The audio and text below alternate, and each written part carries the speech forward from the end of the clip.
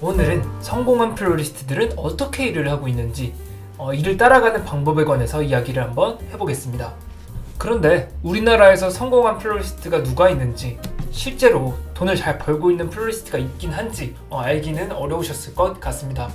제가 어제 가족들에게 우리나라에 플로리스트 아는 사람 있어? 라고 약간 좀 물어봤어요. 그러니까 아버지께서 이엔젤 말고 하시는 것 빼고는 이름을 듣지 못했습니다. 우리가 이제 사업을 하거나 예를 들어 운동선수가 되더라도 우리에게는 롤모델이 필요합니다. 나는 제2의 테슬라의 오너 일론 머스크 같은 사람이 되고 싶어. 버그의 편집장인 애너 윈터 같은 사람이 되고 싶어. 김연아 선수 같은 사람이 되고 싶어 라고 할 수가 있잖아요. 우리도 이런 대상을 정해서 나는 이런 플로리스트가 될 거야 하거나 이런 사업을 해야겠다 라는 게 꼭 필요합니다. 그리고 오늘은 이 포인트를 한 몇 가지 정도만 짚어드릴게요. 이제 바로 알려드리면, 우선 제가 사업을 시작하는 데 있어서 가장 좀 지대한 영향을 주신 분이에요. 이분은 방식 선생님입니다. 이분께서는 우리나라 1세대 플로리스트이자 해화동에서 방식꽃예술원을 연 이후 전국에 이제 100개가 넘는 지부에서 현재까지도 제자를 육성하고 계시지만 결론만 말씀드리면 이분은 우리가 따라갈 수는 없습니다. 그러면 왜 말한 거야? 라고 하시겠지만 끝까지 한번 들어봐 주세요. 제가 독일 함부르크 플로리스트 학교를 졸업하고 나서 한국으로 돌아와 이분을 좀 찾아뵀어요. 그때 잠깐이지만 저에게 이제 일자리도 알아봐 주시고 굉장히 좀 잘해주셨는데요. 어느 날 선생님과 함께 이제 막걸리를 한 잔 마신 적이 있습니다. 이제 그때도 말씀하셨긴 했지만 평소에도 항상 말씀하신 게 있어요. 이 부분을 한번 좀 공유를 해드리면 바로 훔쳐라 라는 이야기입니다. 물론 물건을 훔치고 아이디어를 훔쳐라 이런 얘기가 아니라 외국이든 사업이든 현재 배울 만한 것이 좀 존재하다면 가져와서 똑같이 이렇게 갖다 쓰는, 이제 카피캣처럼 이제 갖다 쓰라는 게 아니라 개선해서 더 나은 방법 혹은 좀 로컬라이징을 해서 사용하라는 이야기입니다. 이 이야기는 요즘 웬만한 비즈니스 서적에도 비슷한 이야기를 찾을 수가 있는데요. 이분께서는 1980년대에 이미 깨달아 버리신 거예요. 모르는 사람들에게 새로운 개념을 알려주면 이는 시초가 될 수도 있습니다. 두 번째는 꾸까라는 업체 들어보셨나요? 플로리스트에 관심 있으신 분들이라면 한 번쯤은 들어보셨을 것 같은데요. 이 업체는 2014년에 런칭한 브랜드로 핀란드어로 꽃을 의미하는 단어 꾸까라는 단어에서 꽃을 일상 속에서 자연스럽게 즐기는 핀란드의 문화에서 시작이 됐고, 현재는 꽃 구독 서비스로 매달 특별한 일이 있지 않아도 꽃을 받아볼 수 있게 만드는 서비스입니다. 사실상 요즘 우리나라에서 꽃 관련해서 가장 성공을 이룬 업체가 아닐까라는 좀 생각이 드는데요. 국가의 대표인 박춘하 씨는 사실 플로리스트는 아니지만 고려대학교 산업시스템정보공학과로서 꽃을 온라인으로 판매하는 것 자체가 없었던 시기에서 전통적인 방법을 탈피하는 개념으로 사업을 시작하셨습니다. 방식 선생님과의 좀 공통점이 보이지 않으신가요? 인터넷으로 물건을 판매한다는 것 자체가 없었던 개념도 아니고 꽃을 판매한다는 것도 오래된 전통이었죠. 그렇지만 F 곱하기 S, 지난번에 이제 플러스라고 했긴 했었는데 플라워 곱하기 썸띵 혹은 이제 스토리를 담으면 비즈니스 성공 법칙에서 그 방식대로 성공을 이뤄낸 대표가 아닌가 싶습니다. 이쯤 해서 나는 무리야, 저런 것까진 못하겠어 하시는 분들도 있을 수 있기 때문에 플로리스트로서 꼭 필요한 부분만 알려드리기 위해 이번 이야기를 준비했고, 앞으로도 관련된 영상이나 정보를 다룰 예정이니까요. 꼭 구독과 알림 신청 그리고 좋아요까지 눌러주셔서 새로운 정보를 무료로 그리고 가장 빠르게 받아보시길 바라겠습니다. 세 번째, 이제 기다리셨습니다. 내가 원했던 건 이런 게 아니야. 내가 혼자서 이제 플로리스트가 되거나 작은 팀을 만들어서 플로리스트 일을 하고 싶을 수도 있잖아요. 그래서 준비했습니다. 독일에서는 어떻게 꽃집이 일하고 있는지, 또 우리나라에서는 어떤 사업이 가장 돈을 잘 벌고 있는지 알려드리겠습니다. 첫 번째로는 독일 같은 경우에는 보통 꽃집에서 크게 두 가지 방법으로 돈을 벌고 있습니다. 바로 첫 번째는 이제 꽃집에서 고객에게 판매하는 B2C, 기업 대 기업으로 이제 판매를 하는 B2B가 있습니다. 첫 번째로 이제 B2C 같은 경우에는 이제 고객에게 판매를 해야 돼요. 그래서 이제 출근을 해서 지나가는 손님, 단골 고객들 상대로 꽃과 식물을 판매하는 건데요. 혹은 이제 결혼식이나 이제 개인의 의뢰를 받아서 부케를 만들거나 정기적으로 꽃을 가져다 달라는 이제 고객들, 예를 들어 집 같은 경우나 그런 데에 판매하는 방법이 있고요. 두 번째 방법은 바로 호텔이나 회사, 병원 같은 사업체와 계약을 맺고 일주일에 한 번 탁자를 꾸며준다거나 하는 방법으로 돈을 벌게 됩니다. 실용적이죠. 물론 이제 꽃과 관한 문화가 우리나라보다 훨씬 더 이제 좀 더 뭐랄까요, 앞서 있다고 해야 할지 아니면 좀 더 선호한다고 해야 할지 그렇게 해서 얘기를 할 수가 있을 것 같은데요. 그렇다면 우리나라는 어떨까요? 우리나라 같은 경우에도 B2B, B2C 모두 다 하고 있지만 사실 돈을 제대로 버는 업체는 B2B 업체가 많을 것이라고 예상이 되는데요. 이제 고객들 상대로 플라워 클래스, 꽃다발, 이제 꽃바구니, 개업식물 같은 것을 이제 판매를 한다거나 이벤트 꽃장식 등의 방법을 통해서 이제 이제 돈을 버는 업체가 있는 반면에 사업체와 계약을 맺고 호텔 꽃장식을 하는 팀을 꾸려서 돈을 번다거나 웨딩, 장례 등의 많은 꽃과 사람들이 필요로 하는 일을 하고 있습니다. 물론 이제 돈은 후자가 훨씬 더 많이 벌게 될 수도 있죠. 하지만 이제 독일과 달리 둘 다 잘하고 있는 경우는 찾기가 힘듭니다. 왜냐하면 독일 큰 꽃집 같은 경우에는 일하는 사람이 평균적으로 4명에서 6명 정도, 최대는 30명까지 정규직으로 일하는 경우가 있는 반에서 우리나라의 큰 꽃집이라고 해도 일용직 플로리스트를 사용하거나 이제 소수 인원으로 움직이는 경우가 많기 때문인데요. 이미 여기서 이제 제가 어떤 사업을 해야 할지 답을 좀 말씀드린 것 같긴 해요. 우리나라에서는 이제 플로리스트로서 이제 개인 사업을 하지 않는 이상 호텔 일용직 혹은 이제 정규직, 물론 이제 그걸로도 성공할 수도 있고 돈을 벌 수 있는 방법이 있긴 합니다. 하지만 노동의 강도와 책임이 더 높아지게 되겠죠.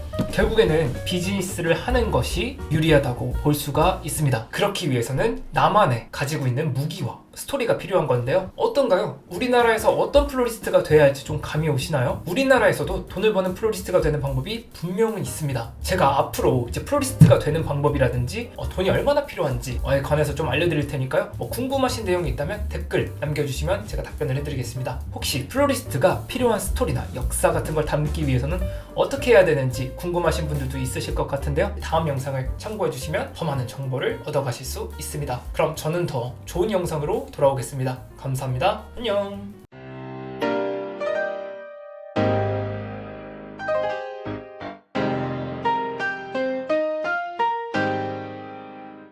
여러분, 플로리스트가 되려면 돈이 얼마나 필요한지, 국비 지원, 전문 학교, 유학, 혹은 이제 꽃집을 창업하려면 이제 돈이 얼마나 필요한지 궁금하실 것 같아요. 왜냐면 우리나라는 플로리스트 자격증이 없다고 꽃집을 못하는 건 아니지만 이제 실기나 이론 같은 걸 아예 모르게 되면은 플로리스트 자체가 하기가 힘들잖아요. 그래서 오늘은 플로리스트 관련 전문 대학지나 플로리스트 학원 가기, 유학 가기, 인터넷 혼자 독학하기, 정확하다고는 할 수가 없지만 한눈에 볼 수 있는 대략적인 금액을 알려드리고 꽃집을 개업했을 땐 돈이 얼마나 필요한지 한번 알려드릴게요. 어려운 내용이 절대 아니니까 끝까지 들어주셔서 돈 낭비하는 일 없기를 바라겠습니다. 이거 돈 몇십만 원, 몇백만 원 날리는 게 아니라 진짜 몇 천만 원에서 몇 억까지 아낄 수 있는 방법이니까 꼭 넘기지 말고 꼭 들어주세요. 우선 첫 번째로 플로리스트가 되는 비용입니다. 크게 몇 가지로 정리하자면 첫째는 학원 가는 방법이 있겠죠. 창업, 취업반, 플로리스트 양성과정, 향상반, 웨딩반 다양하게 있는데 크게는 국비 지원 학원 혹은 아닌 학원 이렇게 나뉘긴 해요. 어떤 방식을 하나 이렇게 크게 상관은 없지만 국비 학원 같은 경우에는 비용을 지원해주기 때문에 부담 없이 받을 수 있는 장점. 일반 이제 전문 플로리스트 학원 같은 경우에는 3년 과정에서 2천만 원에서 3천만 원 정도 돈을 내는 만큼 좀 더 전문적이고 그리고 실기라든지 필기 그리고 이제 취업 같은 경우에도 연계가 될 수 있는 부분이 있으니까요. 이런 장점들이 존재합니다. 국비 학원에 관해서는 제가 댓글에 링크 남겨둘 테니까요. 좋아요, 구독 눌러주시면서 확인하시면 감사하겠습니다. 이제 구독자 1000명까지 정말 얼마 남지 않았습니다. 꼭 구독 누르셔서 저와 함께 성장하시길 바라겠습니다. 두 번째는 플로리스트 관련 전문 대학교에 들어가는 건데요. 2년 과정 기준으로 1학기에 약 370만 원 정도 들어가는 과정이고요. 해외 연수도 가능해서 제가 졸업한 학교인 독일 IHK 혹은 영국의 위튼 컬리지 서머스쿨 같은 경우에도 가능한데 장점은 교수들이나 학교를 통해서 취업이 쉽다 이 정도일 것 같습니다. 세 번째, 플로리스트 독학은 이제 정말 힘들기 때문에 애초에 저는 추천을 하지 않겠습니다. 대신 이제 독일 유학만 정말 간단하게 설명을 드리자면 우선 셋 중에서는 이제 가장 전문적이고 인정받을 수 있는 과정이고 학비가 무료입니다. 자세한 정보는 위에 이제 링크에 남겨둘 테니까요. 한번 이제 봐주시는 걸 추천하고 바로 넘어가서 오케이 나 이제 플로리스트 되는 방법 알 것 같아.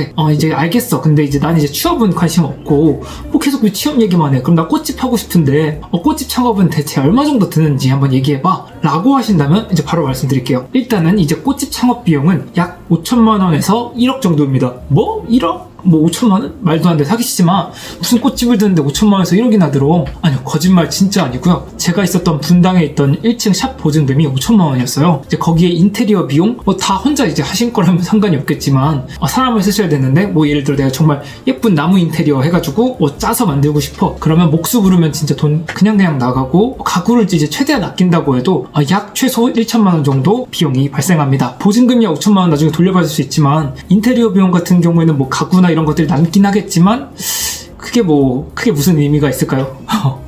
그래서 지금 너가 하고 싶은 말이 뭐야? 라고 이제 하신다면 부디 저처럼 이제 꽃집 만들고 비즈니스 계획하지 마시고 비즈니스 계획을 먼저 세우고 최대한 부동산 없이 비즈니스를 진행하시고 사업자를 낸다고 해도 뭐 집에서 내도 되고 뭐 국가에서 지원하는 뭐 공유 오피스 같은 것도 굉장히 많으니까 그거 한번 찾아보시고 일을 정말 내가 집에서 못하겠다 하시면은 이제 국가기관이나 이런 데에 한번 좀 찾아보시는 것을 추천을 드립니다. 이렇게 해보시다가 이제 정말 좀 할만하다 그러면 이제 부동산 계약하시고 진행하시는 것을 좀 추천드립니다. 했다가 뭐 인테리어 하고 정말 이렇게 비싼 돈 들였는데 망하면 이게 또 무슨 낭패입니까? 이게 돈이 이렇게 빨리 나간다는 게 믿겨지지가 않으신가요? 진짜 돈 몇천만 원이 그냥 눈 깜짝할 사이에 딱 사라집니다. 조금 슬픈데요.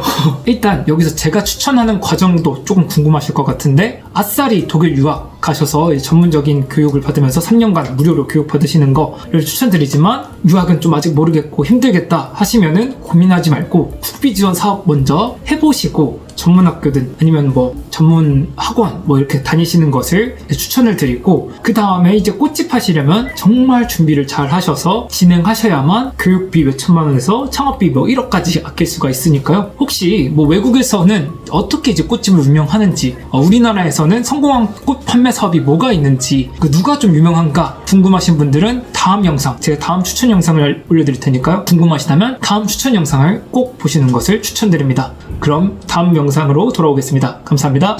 안녕.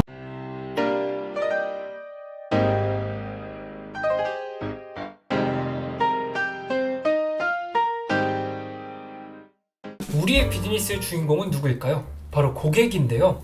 오늘은 가장 중요한 걸 배울 건데 바로 무기가 되는 스토리를 만드는 방법입니다. 나는 분명히 정직하고 꾸준히 나의 비즈니스를 하고 있는데 장사가 안 된다고 하시면 이번 영상을 통해서 고객을 끌어들일 수 있는 방법을 알려드릴게요. 꼭 이번 영상만은 끝까지 봐주시기 바라겠습니다. 그런데 뭐 말이 쉽지 고객이 뭐 좀 더 덤을 줘야 오나요? 아니면 뭐 50% 할인 이렇게 싸게 팔아야 오나? 누구는 이렇게 비싸게 팔아도 다 오고 뭐 알아서 이제 홍보까지 해주던데 이런 부분이 좀 헷갈리셨을 것 같아요. 이럴 때는 비즈니스의 주인공을 나로 잡은 게 아닌가를 한번 고민해 보셔야 되는데 그게 무슨 소리야? 당연히 내가 파는 거고 내 입맛대로 해야지 내가 하고 싶은 걸 해야지 라고 생각하셨다면 한 말씀만 드리겠습니다. 내가 주가 되는 사업은 손님이 떨어져 나가게 되어 있습니다. 바로 말씀드리면 우리가 해리포터나 반지의 제왕, 뭐 도라에몽이든 어떤 스토리를 읽어도 항상 주인공이 존재할 겁니다. 처음에 주인공이 어떤 캐릭터인지 설명이 되고 뭐 힘든 난관을 직면하고 뭐 덤블도어, 간달프, 뭐 도라에몽 등의 이제 조력자를 만나서 주인공을 이끌어가게 되죠. 이런 조력자들이 우리의 이제 주인공들의 실패를 피하게 해주고 성공으로 끝맺게 되는 공통적인 스토리라인이 있습니다. 비즈니스를 하는 우리는 주인공인 뭐 해리포터, 뭐 프로드, 노진구 이런 캐릭터가 되는 게 아니라 주인공의 조력자인 덤블도어, 간달프, 도라에몽 그 자체가 돼야 된다는 것입니다. 그게 고객이 바로 우리에게 원하는 점일 테니까요. 우리가 고객의 조력자가 된다는 게 절대로 어려운 게 아니에요. 딱 몇 가지 포인트만 지켜주시면 됩니다. 뭐 고객을 뭐 왕처럼 대하고 뭐 이렇게 하라는 이야기가 절대 아니에요.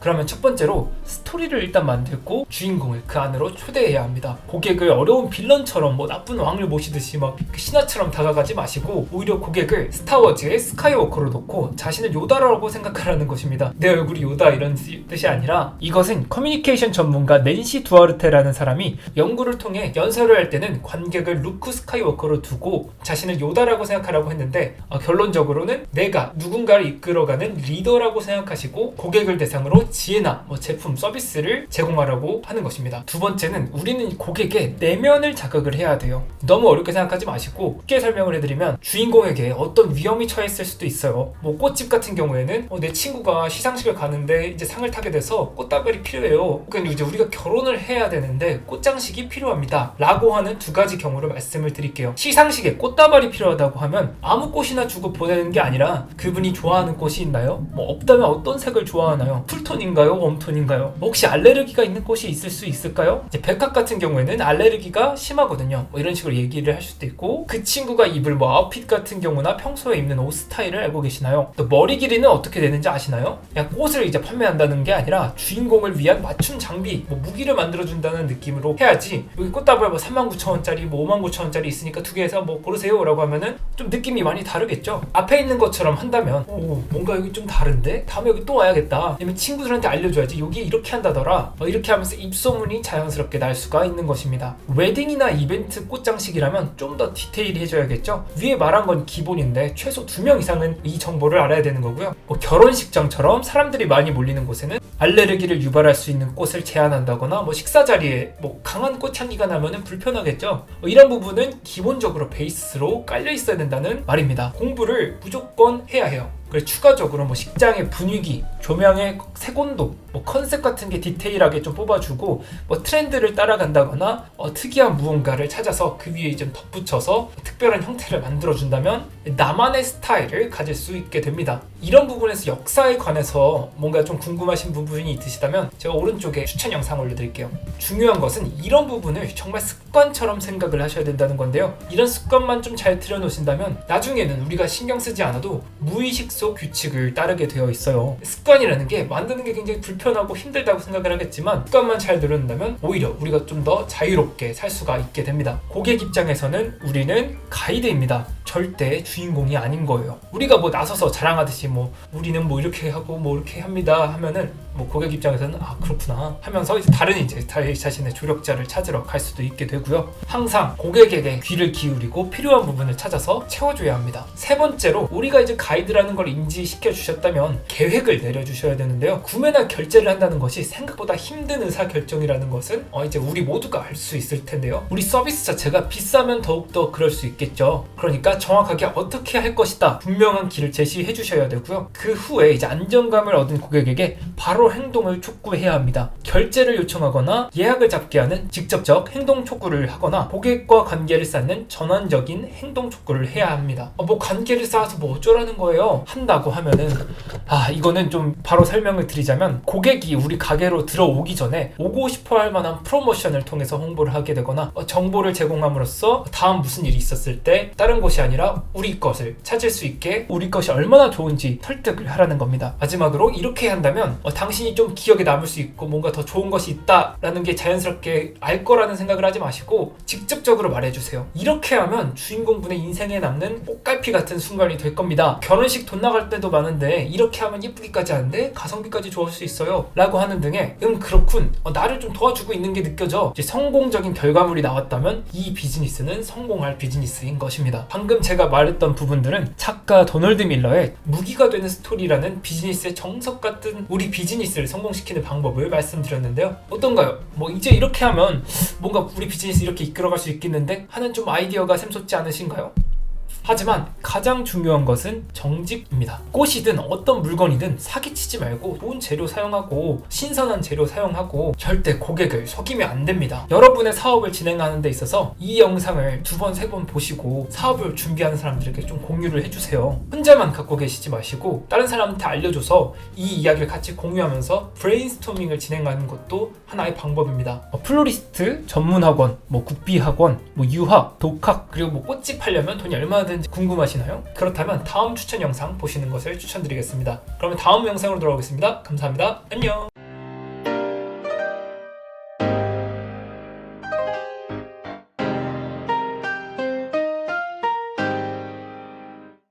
피땀 흘려서 번 우리의 소중한 돈을 투자해서 플로리스트로서 어떻게 돈을 벌어야 할지 알기 위해서는 이 영상을 꼭 보셔야 합니다. 그런데 이제 막상 플로리스트가 어떤 직업인지, 지금 내 나이에서 할 수 있는 건지, 그리고 어디서 무엇을 배우고 어떻게 플로리스트가 되고 돈을 벌 수 있는지, 또 이 일을 내가 왜 해야 하는 건지 막막하셨을 것 같습니다. 사실 저도 마찬가지였습니다. 주변에서 돈을 제대로 버는 플로리스트를 본 적도 몇 번 없을 뿐더러 처음에는 어떻게 시작해야 할지 막막하기 때문에 힘든 겁니다. 근데 이건 확실해요.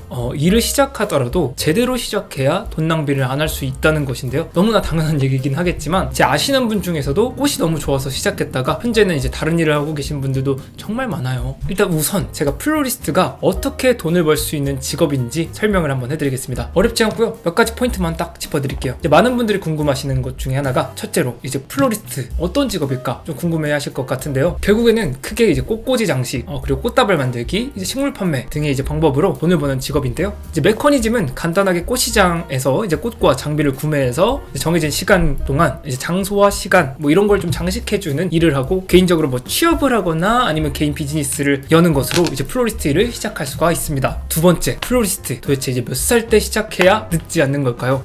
이제 뭐 제가 뭐 구독자분들께서도 저한테 이제 이메일을 보내주시는 경우가 있는데, 내 나이가 이렇게 돼 있는데 플로리스트를 과연 시작해도 괜찮을까요? 이렇게 물어보시는 경우가 굉장히 많아요. 답은 항상 똑같습니다. 지금 바로 하셔야 됩니다. 다만 이제 계획을 갖고 시작을 하셔야 실패가 적겠죠. 앞으로 이제 계속 돈을 버는 플로리스트가 될 수 있도록 도와드릴 테니까 일단 구독 한번 눌러주시면 이제 지속적인 영상 계속 받아보실 수 있습니다. 오히려 나이가 들었다고 해서 플로리스트로서 이제 단점이 되는 게 아니라 오히려 자신만의 새로운 강점이라든지 플러스 요인을 가져올 수 있는 것도 굉장히 많으니까요. 나이가 내가 좀 뭐 예를 들어 40, 50대다 라고 하셔도 전혀 늦지 않았으니까요. 쭉 한번 제 영상 지켜봐 주시면 감사하겠습니다. 세 번째, 이제 어디서 무엇을 배우면 좋을까요? 이제 라고 물어보신다면, 장소를 따지면 이제 제가 공부한 이제 독일 함부르크나 뭐 독일 내 지역에 있는 아우스빌딩을 통해서 플로리스트 교육비로 이제 돈을 한 푼도 안 쓰면서 실기와 이론을 전체적으로 배우는 이제 그런 클래스를, 그리고 이제 학교를 졸업해서 우리나라 들어오면 유학법 플로리스트가 되잖아요. 뭐 그렇게 하는 것을 추천드리지만, 그게 아니더라도 우리나라에서 해야겠다, 이제 외국까지 나가기엔 좀 부담스럽다 하시는 분들은 우리나라에 이제 다양한 이제 직업교육 시스템 지원금 같은 게 있어요. 그런 걸 이제 받으시면서 공부를 하실 수가 있고, 개인적으로는 뭐 유튜브 뭐 핀터레스트에 나오는 이제 다양한 레퍼런스를 보고 참고하시는 것도 좋긴 하지만, 일단 이론과 실기가 이제 받쳐져야 앞으로 이제 비즈니스에 나아가더라도 이제 한창 이렇게 올라가야지, 이렇게 올라갔다가 다시 내려와야 돼요. 결국에는 기초를 배우기 위해서는. 그렇기 때문에 처음부터 잘 준비하시는 것이 좋습니다. 네 번째는 내가 어떻게 이제 플로리스트를 할 수 있을 정도의 이제 자신감을 갖게 될까, 그리고 어떻게 해야 돈을 벌 수 있을까. 사실 이게 가장 중요한데요. 우리나라는 별도의 자격증 없이 이제 꽃집을 창업할 수는 있습니다. 얘가 예를 들어 뭐 요식업 사장님처럼 그냥 플로리스트 뭐 이렇게 하는 것도 좋지만 그냥 꽃집 사장님이 되고 싶다 하면은 이제 꽃집 창업하면 이제 플로리스트 이렇게 할 수 있긴 하지만, 보통 이제 뭐 어떤 과정을 통해서 뭐 예를 들어 이 꽃을 찍었을 때 이건 란넌큐러스야, 뭐 이건 거베라야, 뭐 이런 식으로 구분 정도는 해야 이제 취업도 할 수 있고 꽃시장에서도 꽃을 구매할 수 있는 거니까요. 그리고 마지막으로 이제 플로리스트라면 이제 돈을 벌려고 이제 하면 꽃집 이렇게 해가지고 뭐 정말 하면 잘 될 수도 있긴 하죠. 하지만 이제 보통 저 같은 이제 능력이 조금 부족한 사람들은 공식으로 한번 알려드릴게요. F 플러스 S는 M입니다. 여기서 F는 flower, S는 something, 그리고 스토리, 그리고 N은 M은 money입니다. 그리고 만약에 여기서 F 플러스 S에 이제 제곱을 한다면 거기에 더 많은 돈을 벌 수 있다는 건데요. 내 비즈니스에 어떻게 더 많은 꽃과 스토리를 담을 수 있느냐에 따라서 비즈니스의 결과물인 이제 돈을 더 많이 벌 수 있게 되겠죠. 어떤가요? 이제 플로리스트가 어떤 직업인지 살짝 이제 감이 오셨을 것 같은데요. 제가 앞으로 이 강의를 계속 찍어낼 거예요. 우리나라의 이제 화훼단지나 이제 꽃집이나 이제 저희 같은 이제 플로리스트들이 살아남으려면 더 많은 플로리스트들과 이제 화훼 시장이 커져야 되겠죠. 그래서 이제 더 많은 플로리스트 팀이 생겨서 이제 외국에서 이제 팀 하는 것처럼 우리나라도 팀 작업 같은 경우도 하고, 이제 마지막으로 제가 이 영상을 찍게 된 계기는 플로리스트라는 직업이 돈 못 버는 혐오 직업 뭐 이렇게 하는 사람들이 있더라고요. 좀 그 사람들의 코를 조금 눌러주고 싶어서 이 영상을 좀 만들게 되었습니다. 저와 함께 하고 싶으신 분들은 다음 영상 한번 더 기대해 주시고요. 네, 알람 설정 해주시고 구독으로 이제 댓글에 이제 궁금하신 거 남겨주면 제가 다음 강의 때 참고해서 만들어 보겠습니다. 그러면은 다음 영상으로 찾아오겠습니다. 감사합니다. 안녕.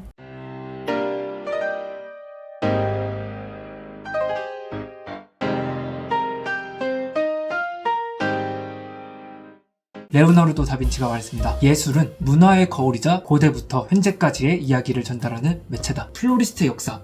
재미없어. 다른 채널로 돌려야지. 이렇게 하지 마시고 한 번만 이제 들어보세요. 당신이 플로리스트로 돈을 벌기 위해서는 이 직업이 괜찮은지 한번 알아보셔야 되잖아요. 플로리스트의 역사에 대해서 어떻게 시작해야 할지, 뭐 어떻게 배워야 할지 이야기해주는 사람이 아무도 없었을 것 같아요. 왜냐면 저도 그랬었거든요. 예를 들어 제가 학교에서 이제 제가 공부를 할 때는 배웠었긴 했지만 사실 뭐 그 전까지는 배운 적이 없었던 것 같아요. 하지만 패션도 마찬가지고 음악도 마찬가지고 이제 같은 예술 분야에서는 클래식을 배우는 것은 너무나도 중요하다고 생각을 합니다. 요즘 유행한 올드머니 룩, Y2K 패션, 뭐 레드벨벳의 Feel My Rhythm이라든지 블랙핑크의 셧다운, 공통점은 이제 과거에 유행하고 사랑받았었던 이런 노래들이나 패션들을 재해석했다는 것에 의미가 있는데요. 이런 것처럼 과거에 어떤 것이 사랑받았고 알아야 하고 역사를 알아야만 이제 꽃장식에 이제 스토리를 넣을 때 뭐 하나 넣을 거, 뭐 뭐 두세 개 더 넣을 수도 있고 이게 어떤 건지 설명을 해줄 수가 있잖아요. 이런 식으로 스토리텔링이 진행되어야 고객들에게 더 만족감을 줄 수가 있습니다. 이번 역사에 관한 스토리 같은 경우도 전혀 어렵지 않고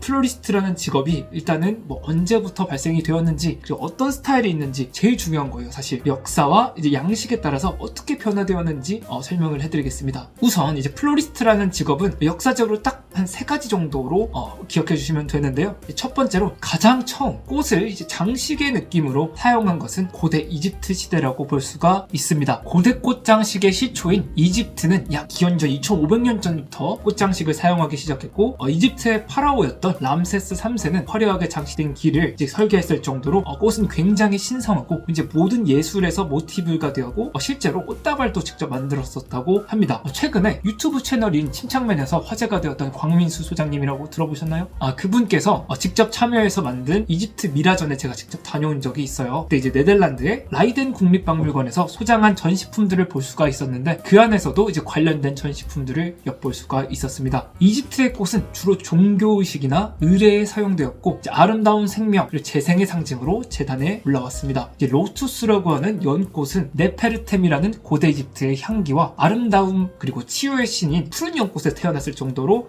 신성화가 되어 있죠. 이후 10세기에서 13세기를 거쳐서 고대 로마의 로마네스크 건축 시대를 거쳐서 중시 시대까지 꽃은 이제 보통 제단이나 신에게 바치는 상징물로 좀 사용이 되었고요. 특히 이제 하얀 백합 같은 경우는 순결이라는 의미로 성모 마리아를 상징하게 되었죠. 두 번째는 드디어 등장했습니다. 이탈리아의 대표 화가, 조각가, 건축가, 과학자, 공학자 등으로 15세기에 등장한 레오나르도 다빈치, 미켈란젤로, 라파엘로 등 14세기에서 17세기를 이끌어간 이들이 등장했고요. 인본주의, 즉 이제 인간을 위한 인간의 현재의 소망과 행복을 귀중하게 생각하는 정신 휴머니즘이 탄생했습니다. 프랑스어로 재탄생이라고 하며 문학, 과학, 철학, 정치가 꽃피웠던 시대로 바로 르네상스입니다. 르네상스 시대의 꽃 양식을 3가지로 설명을 드리자면 첫 번째로는 고딕 양식이 있습니다. 고딕 양식은 야만적이라는 의미의 고트에서 어원이 시작되었는데요. 12세기에서 16세기에 이제 뾰족한 아치, 골이 있는 둥근 천장의 특징이었으며 기둥과 출입구 쪽에 스테인드 글라스에 어울리는 그런 꽃장식이 발전했던 시기입니다. 두 번째로는 포르투갈어로 찌그러진 진주를 뜻하는 단어에서 비롯된 바로크 양식입니다. 17세기에서 18세기 웅장하고 정교한 건축물들과 함께 화려하고 풍부한 꽃을 사용한 장식들이 유행을 했었습니다. 특히 이제 대칭형 레이아웃 이런 계획된 플라워 데커가 이때 좀 유행을 했었는데요. 세 번째로는 조개무늬 장식이라는 어원의 이제 로코코 양식으로 18세기에 유행했었는데요. 꼬불꼬불하고 비대칭적이고 기발한 아이디어가 돋보이면서도 조개 껍질과 꽃을 모티브로 한 장식이나 무늬들이 유행했었던 시대입니다. 꽃 장식으로는 파스텔적인 느낌과 부드러우면서도 이제 비대칭 속 이제 자연을 담은 좀 자연주의적인 정원들이 유행했던 시기입니다. 고딕, 바로크, 로코코라는 거대하고 좀 특이한 예술적 문화가 서로 이제 겹치듯이 지나간 시대인데요. 이때 예를 들어 이제 빨간색 장미는 사랑을 상징, 백합은 순수, 이런 꽃말이라고 불리우는 플로리오그래피가 유행을 했었고요. 귀족들의 궁중 행사나 축하, 행사 등의 연회 테이블 꽃꽂이가 생겨났으며 정원 문화가 굉장히 발달한 시기입니다. 자, 벌써 이런 이야기를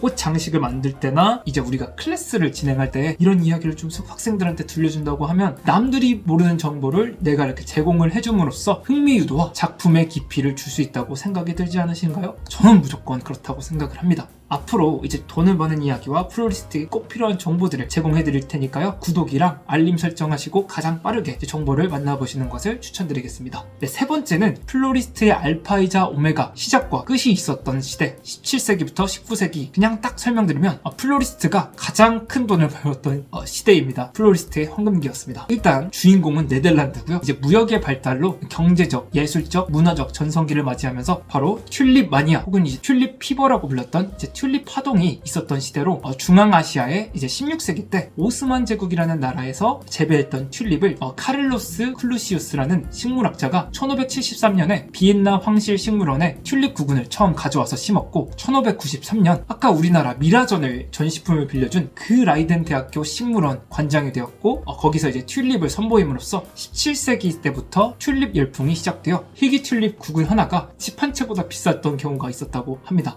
튤립은 정말 가격이 이렇게 올랐다가 1637년 네덜란드 정부에서 튤립에 관한 계약이 무효화됨으로써 가격이 이렇게 대붕괴되었고 이제 그 거품이 사그라들긴 했지만 그 덕분에 다양한 튤립과 꽃들이 네덜란드에 들어오고 자체적으로 개발을 하면서 현재는 꽃 최대 수출국 역할을 현재까지 이어서 하고 있죠. 19세기 때부터는 독일의 바우하우스와 함께 기하학적이고 단순하고 미니멀하며 좀 균형 있는 스타일로 현재 플로리스트 기술의 기초가 된 색채학을 더욱더 발전시키고 실험적인 꽃장식을 만들게 되었는데요. 플로리스트 대회 등이 이제 독일에서 발전을 하면서 가장 큰 플로리스트 대회가 이제 독일에 생기게 되었고 지금까지도 플로리스트 전문학교를 통해 이제 전 세계의 학생들이 모여 저와 같은 플로리스트와 마이스터들을 탄생시키고 있습니다. 요즘은 이제 아방가르드 현대 미술을 통해서 굉장히 좀 독특하고 독창적인 컨셉으로 플로리스트 스타일이 변화해 오고 있습니다. 어떤가요? 이제 플로리스트에 대한 역사를 이제 좀 한눈에 보셨을 것 같은데요? 아닌가요? 이러한 내용을 좀 숙지하고 공부해 두시면 장식을 만들 때 내가 어떤 양식을 사용했고 어떤 스타일을 선택할까에 따라 이제 컨셉을 가지고 고유한 캐릭터성을 가지게 되니까요. 이러한 내용을 꼭 다시 한번 숙지해 두시는 것을 추천드립니다. 이번 영상을 재밌게 보셨다면 플로리스트라는 직업이 어떻게 돈을 버는 직업인지 궁금하실 것 같은데요. 다음 추천 영상을 보시고 댓글로 궁금한 내용 남겨주시면 다음 영상을 만들 때 참고하겠습니다. 감사합니다. 안녕.